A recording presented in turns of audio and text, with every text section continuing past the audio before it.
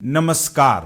क्या चांदी की कीमतें सचमुच 7 लाख रुपए के उस पार जाकर एक ऐसा भयंकर महाब्लास्ट करने वाली है जिसने पूरी दुनिया के बाजारों में हाहाकार मचा दिया है?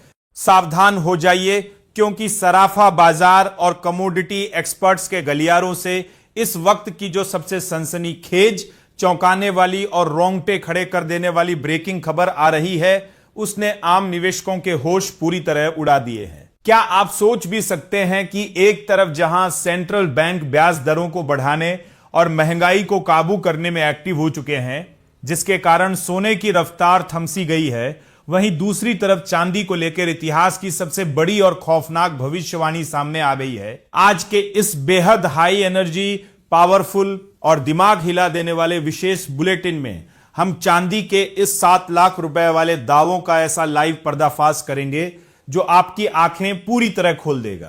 वीडियो को भूलकर भी एक सेकंड के लिए भी मिस मत कीजिएगा, क्योंकि आज हम आपको बड़े बड़े एक्सपर्ट्स के उस चक्रव्यूह का कड़वा सच बताएंगे जिसे जाने बिना अगर आपने बाजार में पैर रखा तो आप फोमो यानी फियर ऑफ मिसिंग आउट के बहुत बड़े जाल में फंसकर कंगाल हो सकते हैं। इस वक्त की सबसे बड़ी और शॉकिंग अपडेट सीधे अंतरराष्ट्रीय बाजार के आंकड़ों से आ रही है, जहां पिछले एक साल के भीतर चांदी ने $30 के स्तर को तोड़कर सीधे $120 प्रति औंस तक की ऐसी ऐतिहासिक छलांग लगाई है जिसने पूरी दुनिया को हैरान कर दिया है। लेकिन इस भयंकर तेजी के बीच कमोडिटी एक्सपर्ट अनुज गुप्ता ने एक बहुत बड़ा और सनसनीखेज खुलासा किया है कि चांदी 7 लाख रुपए के स्तर को पार जरूर करेगी, लेकिन यह कब होगा, यह इस वक्त का सबसे बड़ा और खौफनाक सवाल है। एक्सपर्ट्स की माने तो चांदी में यह ऐतिहासिक स्तर आने में 3 से 4 साल या फिर 5 से 10 साल तक का लंबा समय लग सकता है, क्योंकि चांदी सिर्फ एक दिखावटी आभूषण नहीं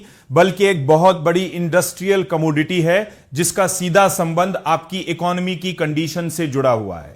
चांदी के इस 7 लाख के जादुई आंकड़े तक पहुंचने के पीछे 5 सबसे बड़े और अकाट्य कारण मौजूद हैं। पहला, चांदी इलेक्ट्रिसिटी का दुनिया में सबसे बेहतरीन कंडक्टर माना जाता है। दूसरा, पूरी दुनिया में इलेक्ट्रिक व्हीकल्स यानी ईवी की डिमांड बहुत तेजी से बढ़ रही है। तीसरा, मोबाइल फोन्स और इलेक्ट्रॉनिक्स का बाजार चरम पर है।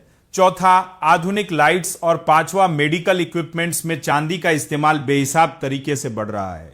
चूंकि चांदी की ग्लोबल सप्लाई बेहद सीमित है और इन पांचों सेक्टर्स के कारण इसकी डिमांड बहुत ज्यादा हाई है, इसलिए इसका long term trend definitely super positive है। लेकिन इतिहास गवाह है कि साल 2011 के बाद भी चांदी भयंकर तेजी दिखाने के बाद अचानक रुक गई थी और साल 2012, 2013 और 2014 में इसने लगातार नेगेटिव रिटर्न दिए थे, क्योंकि हर कमोडिटी की अपनी एक साइकिल होती है जहां बढ़ने के बाद बाजार में ब्रेक लगता है, लोग अपनी पोजीशन से एग्जिट करते हैं और मुनाफा वसूली हावी हो जाती है। तो ऐसे में अब सबसे बड़ा सवाल कि एक आम और खुदरा निवेशक को इस वक्त बाजार में क्या करना चाहिए।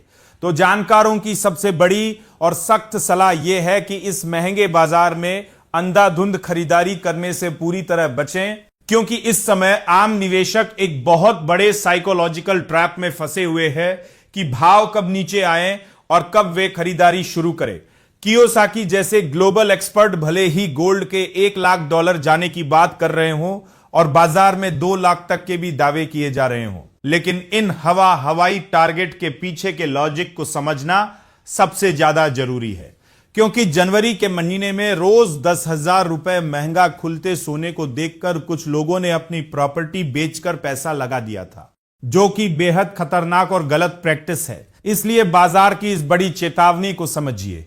किसी भी फोमो यानी डर के जाल में फंसे बिना जल्दबाजी करने के बजाय एक बेहद सिस्टमैटिक तरीके से धीरे धीरे और थोड़ा थोड़ा निवेश करना ही आपके पोर्टफोलियो को सुरक्षित रखेगा।